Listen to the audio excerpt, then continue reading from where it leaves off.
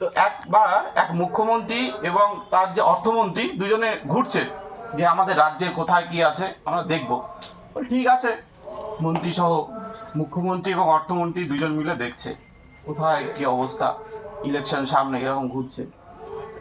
তো ঘুরতে ঘুরতে একবার একটা স্কুলে গিয়েছে। স্কুলে গিয়ে মাস্টার মশাইকে জিজ্ঞেস করেছে, বলুন, হঠাৎ করে এরকম করতে করতে জিজ্ঞেস করেছে, স্কুলে ঢুকেছে, বলুন আপনার কি সমস্যা। স্কুলে ঢুকে বলছে আমার তো সমস্যা। কিরকম? উনি তো বুঝতে পারেনি যে হঠাৎ করে একজন মুখ্যমন্ত্রী এবং রাজ্যের অর্থমন্ত্রী এরকম ঢুকবে, উনি থতমত খেয়ে গেছে। চেয়ার ফেয়ার দিয়েছে, জল টল খাবার দাবারের ব্যবস্থা করেছে, করার পরে যতটা আপ্যায়ন করার দরকার করেছে। করার পরে বলছে, বলুন আপনার স্কুলের কি অবস্থা। মুখ্যমন্ত্রী জিজ্ঞেস করছে।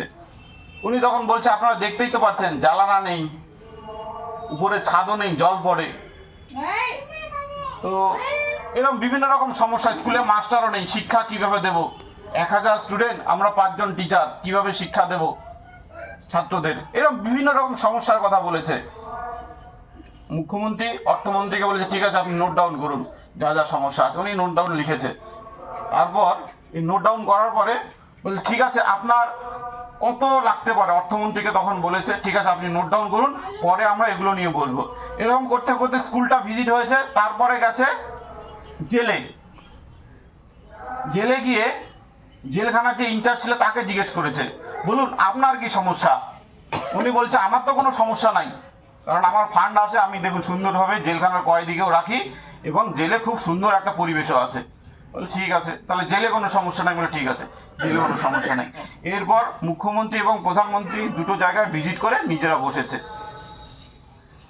বসার পরে এবার মুখ্যমন্ত্রী অর্থমন্ত্রীকে বলছে, ঠিক আছে তুমি কি দেখলে। বলে হ্যাঁ আমি দেখলাম, আমি হিসেব করলাম, স্কুলের যে রিপেয়ারিং করতে খরচা হতে পারে টোটাল 50 লক্ষ। আর যেহেতু জেলে কোনো সমস্যা নেই, ওখানে আমাদের কোনো খরচা নেই, ওখানে কোনো খরচ করতে হবে না।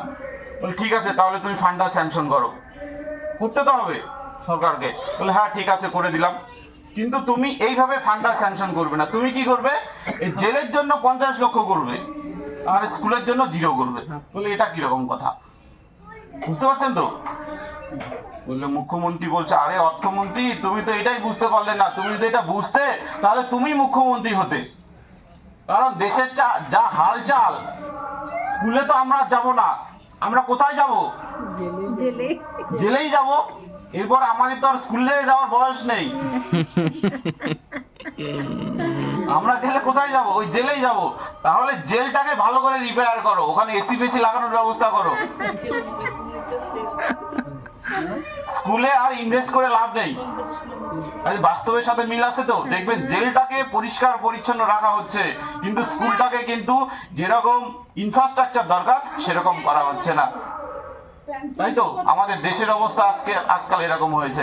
এই জন্য যারা মন্ত্রী, যারা দেশ চালাচ্ছে, তারাই যদি ঠিক না হয়, কারণ তারা এরকম কেন হচ্ছে, তারা ধর্ম সম্পর্কে সচেতন নয়, কি আমাদের আসল ধর্ম, জীবের কি আসল ধর্ম, সেই সম্পর্কেই তারা সচেতন নয়। তারা কি ভোগী হয়ে গেছে আজকাল, কিভাবে রাজ্যের প্রজাদের ঠিকভাবে রাখতে হবে, তাদের ধর্মের কি শিক্ষা দিতে হবে, সেই শিক্ষা তারা নিজেরাই তো শিক্ষিত নয়, তারা কিভাবে মানুষজনকে শিক্ষা দেবে। তো আজকে আমাদের সমাজের এই অবস্থা। কাজে